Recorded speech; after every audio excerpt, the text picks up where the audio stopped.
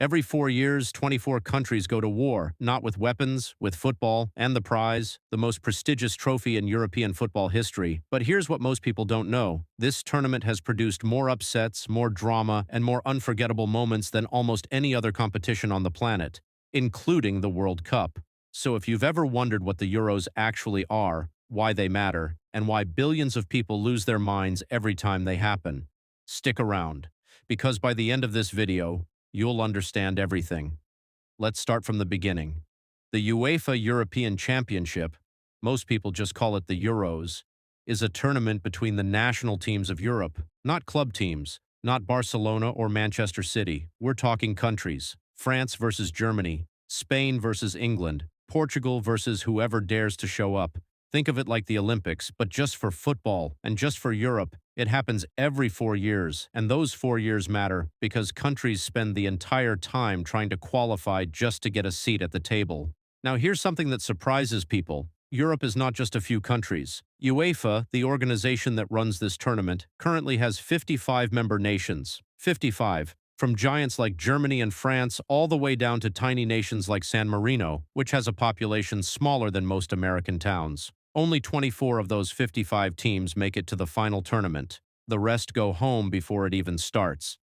So how does it actually work? The 24 teams get split into 6 groups of 4. Every team plays 3 matches. The top 2 from each group advance automatically. Then the best third-place teams also move on. After that, it becomes a knockout tournament. One loss, and you're done. No second chances. It's brutal. One bad game, one missed penalty, and 4 years of work disappears. That pressure is exactly why the Euros produces moments you can't script.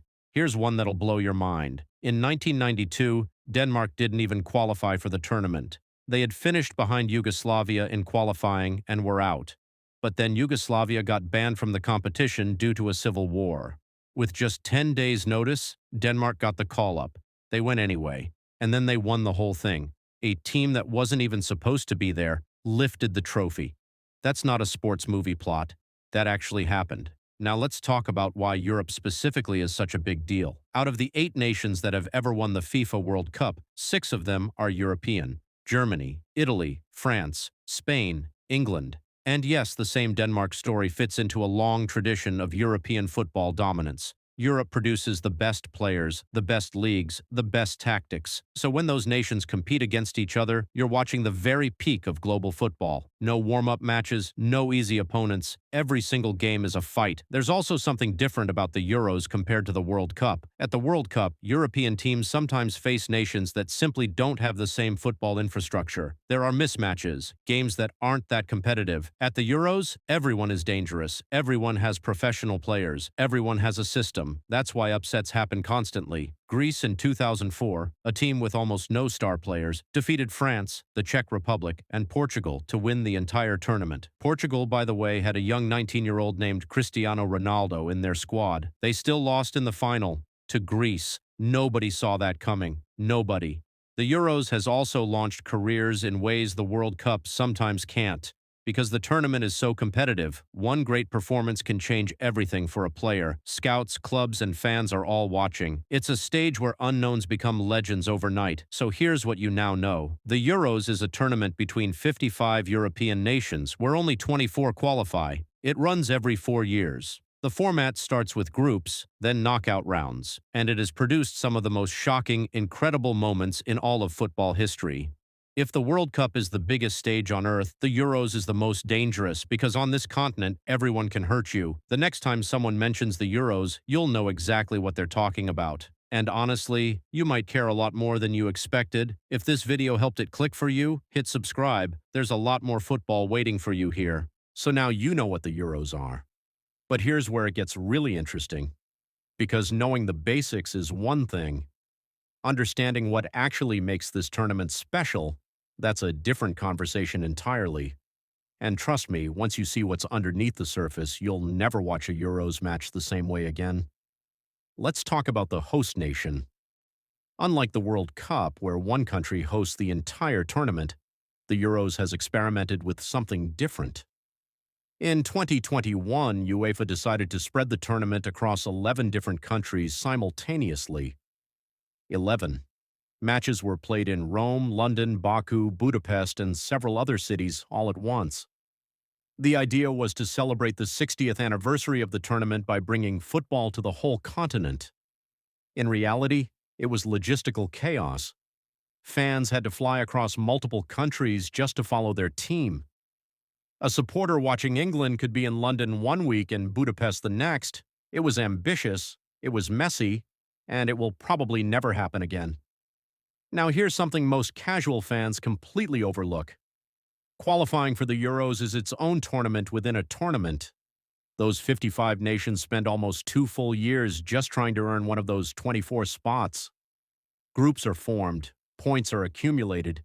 Nations fight, draw, and lose across dozens of matches, all for the chance to simply show up. And some of the most heartbreaking moments in football happen during qualifying, not in the tournament itself, but in the matches leading up to it. Imagine preparing for 4 years, training every day, building a squad, winning your group, and then losing one match in a playoff and missing out completely. That happens to real teams, real players, real countries, every single cycle. Let's talk about the trophy itself, the Henri Delaunay Trophy. Named after the man who first proposed the idea of a European championship back in 1927. His vision took over 30 years to become reality. The first Euros wasn't held until 1960. Think about that. Someone had an idea in 1927, pushed for it, couldn't make it happen in their lifetime, and then the tournament was named after them as a tribute. Henri Delaunay died in 1955, 5 years before his dream became real. The trophy his name sits on has now been lifted by some of the greatest players in history, and every winner gets to hold something that took 3 decades to even exist. Here's a fact that will genuinely surprise you. Germany and Spain are the most successful nations in Euros history. Each has won the tournament 3 times, but their paths couldn't be more different. Spain did something between 2008 and 2012 that had never been done before in football history. They won the Euros in 2008, then the World Cup in 2010, then the Euros again in 2012. 3 major international trophies, back to back to back. No other national team has ever done that. Not Brazil, not Germany, not Argentina, nobody. That Spanish squad, built around players like Xavi, Iniesta, and a young David Villa, is widely considered the greatest international team ever assembled, and their dominance started and ended at the Euros. But here's the counterintuitive part. Individual brilliance doesn't always win at the Euros. This is a tournament that has repeatedly humbled the biggest stars in the world.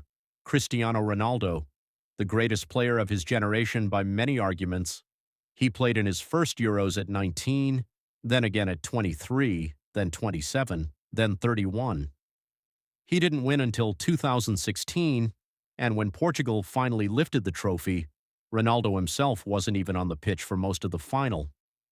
He got injured in the first half and watched from the sideline in tears. His team won without him. Imagine working your entire career toward one moment, and then watching it happen from the grass, unable to walk.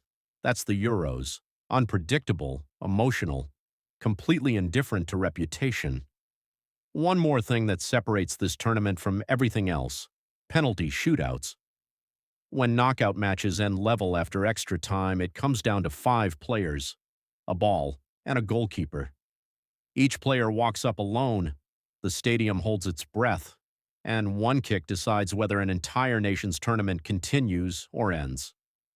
England knows this feeling better than almost anyone. For decades, they became famous, or infamous, for losing penalty shootouts at major tournaments. It haunted their football culture for a generation. Then in Euro 2020, they finally made it to the final, their first major final in 55 years, and they lost on penalties again. Some stories take a very long time to change, so here's where we are now. The Euros isn't just a football tournament, it's a place where history gets made and broken simultaneously, where underdogs steal trophies, where legends get humbled, where one penalty kick can define an entire era. The most dangerous continent in football, competing for the most emotional prize in the sport. If the first part,